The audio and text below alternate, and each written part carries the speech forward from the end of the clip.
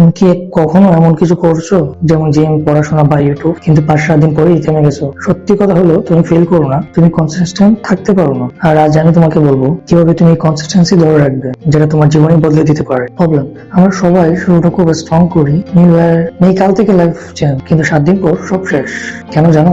কারণ আমরা মোটিভেশনের উপর ডিপেন্ড করি, কিন্তু রিয়েলিটি হলো মোটিভেশন টেম্পোরারি, কনসিস্টেন্সি পার্মানেন্ট। তো এক্সাম্পল দিই, ধরো তুমি প্রতিদিন 1 ঘন্টা পড়তে চাও, প্রথম 3 দিন পড়লে, তারপর মিস, তারপর তোমার ব্রেন বলে আরে বাদ দে, কাল থেকে শুরু করবো। এগুলো আমরা নিজেরাই নিজেদের হারাই। এখন আসল কথা, কনসিস্টেন্সি ধরে রাখার উপায় কি? নাম্বার 1, স্মল স্টার্ট করো। একদিনে 5 ঘন্টা না, প্রথমে 10 মিনিট করো। Consistency grow from small step.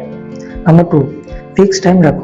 Random করলে হবে না, প্রতিদিন সেম টাইমে কাজ করো, তাহলে হ্যাবিট তৈরি হবে। Number 3, no 0 day rule. একদিন স্কিপ না, কম করলেও 5 মিনিট হলো করো। নাম্বার 4, ডিস্টেন্স কমাও। ফোন, সোশ্যাল মিডিয়া এগুলো বিগেস্ট এনিমি। ফোকাস না থাকলে consistency impossible. Number 5, identity change করো। নিজেকে বলো আমি কনসিস্টেন্সি মানুষ। তুমি যা ভাবো তুমি তাই হয়ে যাও। শোনো, তোমার ড্রিম, তোমার ফিউচার কেউ এসে বিল্ড করে দিবে না। তুমি আজ যদি কনসিস্টেন্সি না হও, আগামী 1 বছর পর তুমি সেম জায়গায় থাকবা, আর তখন তুমি রিগ্রেট করবে। শুধু রিগ্রেট করবে। তাই আজ থেকে স্টার্ট করো।